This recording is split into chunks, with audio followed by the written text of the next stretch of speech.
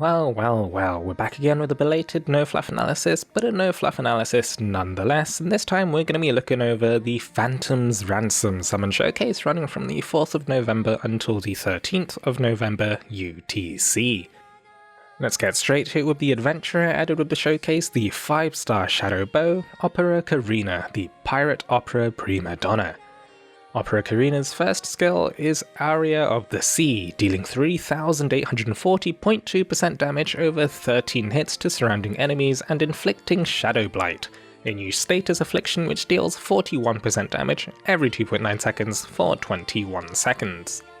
It deals roughly the same amount of damage as Poison does, but stretched over a longer duration, so it lends itself better towards uptime for punishers. Aria of the Sea is shareable for 6 skill share points. Opera Karina's second skill is Operatic Shanty, which creates a buff zone for 10 seconds that increases the critical rate of adventurers inside by 15%. Opera Karina has the standard bow skill haste co-ability, and her chain co-ability grants shadow units poised light resist, reducing light damage taken by 7% when inside a buff zone. Opera Karina's first ability is 30% Shadow Blighted Punisher. She also has Paralysis Resist, and her final ability is Poised Obliteration, granting a plus 30% to the critical damage modifier when inside a buff zone. So Opera Karina, also known as Ocarina, has a massive damage mod for her S1 of almost 4,000%. If you look really carefully, you can see Eugene crying in a corner.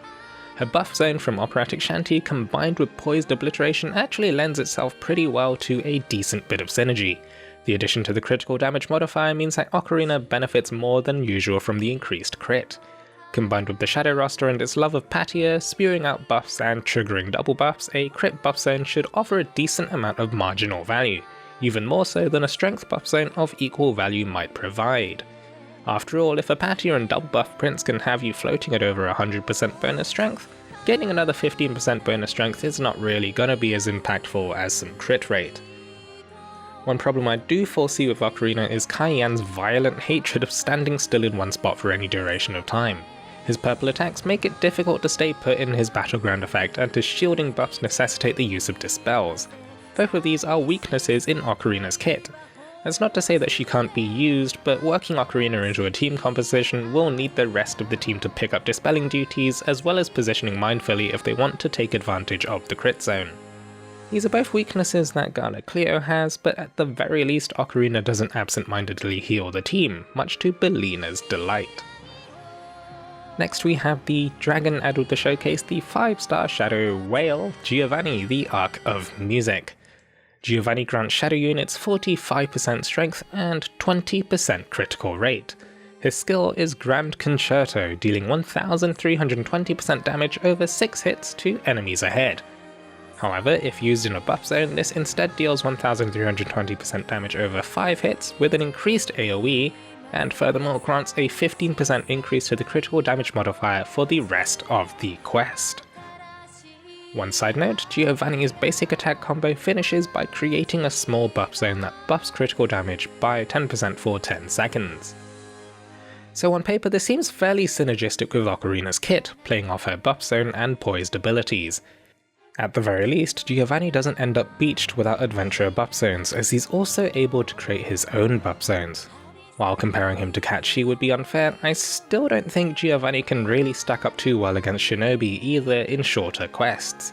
It takes a considerable amount of time to build up the dragon gauge to begin stacking the critical damage buffs, and these sorts of stacking buffs require time afterwards to really generate much value. In this sense, Giovanni runs into a similar issue to Summer Konohana Sakuga. While theoretically good over longer fights, fights will typically end too soon for Giovanni to really shine. And if a fight does happen to last long enough for Giovanni to be beneficial, it probably points to another issue, be it a lack of overall damage or even poor handling of mechanics. However, I wouldn't completely write him off though. With legend difficulty fights on the distant horizon, it may very well be the case that we'll be tackling longer fights in the future. As for my overall thoughts on the showcase, I definitely think that Ocarina is the star of the show. While not immediately game-breaking, I think the new Shadow Blight Affliction could potentially enable Shadow teams to run dual Punisher 1 print setups, without much risk of overcapping on Shadow Blight as well. I don't think we'll suddenly see a new Shadow Blight meta, but picking up Ocarina leaves the door open to more flexible setups in the future for us to leverage over the Legend difficulty Cayenne fight. Either way, if you were going to pick up Ocarina for waifu reasons, then you probably already have her.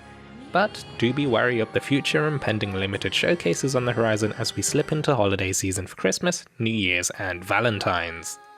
As always though, thank you very much for watching until the end. Take it easy, stay safe, and I wish you luck in your upcoming polls.